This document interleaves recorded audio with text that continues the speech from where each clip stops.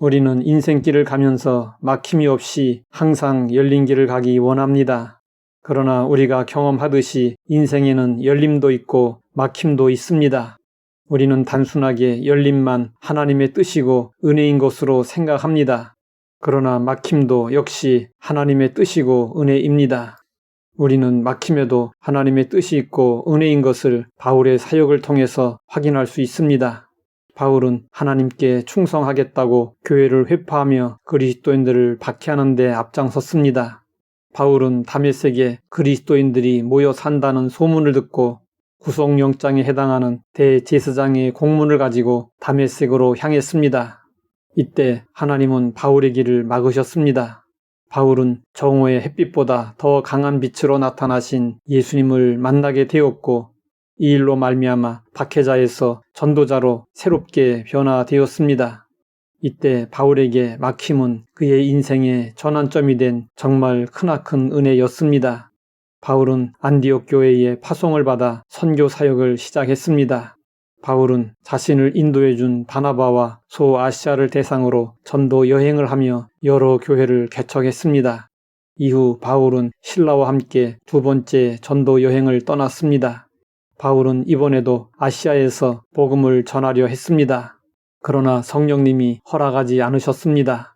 성령님이 바울의 길을 이리저리 막아 유럽의 길목인 드로아로 보내신 후 밤에 건너와서 우리를 도우라는 마게도냐 사람의 환상을 보게 하신 후 바울을 유럽으로 인도하셨습니다. 이때 바울에게 막힘은 사역의 장을 확대하는 계기가 되었고 은혜였습니다. 이후 바울은 마게도냐와 아가야 지역에 복음을 편만하게 전했습니다. 애쓰고 수고한 결과 더 이상 복음을 전할 곳이 없을 정도가 되었습니다. 그래서 바울은 당시 땅끝으로 여기던 서바나로 가고자 했습니다. 바울은 서바나로 가는 길에 로마를 들러 그곳의 교인들과 교제하고 선교를 위한 협력 관계를 맺고자 했습니다. 그런데 이번에도 길이 열리지 않았습니다. 번번이 길이 막히며 바울의 뜻대로 되지 않았습니다. 바울은 로마 교회에 보내는 편지에서 이 일에 대해 이렇게 말했습니다. 형제들아, 내가 여러 번 너희에게 가고자 한 것을 너희가 모르기를 원하지 아니하노니 이는 너희 중에서도 다른 이방인 중에서와 같이 열매를 맺게 하려 함이로되 지금까지 길이 막혔도다. 또한 내가 너희에게 가려 하던 것이 여러 번 막혔더니 이제는 이 지방에 일할 곳이 없고 또 여러 해 전부터 언제든지 서바나로 갈 때에 너희에게 가기를 바라고 있었으니 바울이 얼마나 로마로 가고자 애썼는지 충분히 짐작할 수 있습니다. 우리가 하나님의 영광을 위한 일을 할 때 그 일이 하나님의 뜻임을 확신해도 그 일이 순조롭게 이루어지지 않으면 낙심과 좌절감에 주저앉게 되고 결국에는 사명을 잃어버릴 수 있습니다. 그러면 바울은 길이 막힘에도 불구하고 어떻게 끝까지 사명을 위해 헌신하고 충성할 수 있었을까요? 바울은 하나님의 선하심을 믿었습니다. 바울은 그 믿음을 이렇게 고백했습니다.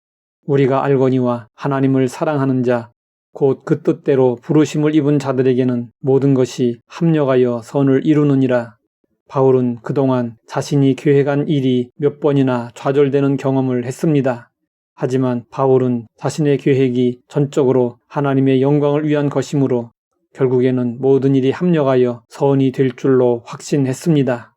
구제 헌금을 가지고 예루살렘으로 갔던 바울은 유대인의 터무니없는 고소로 매이게 되었습니다.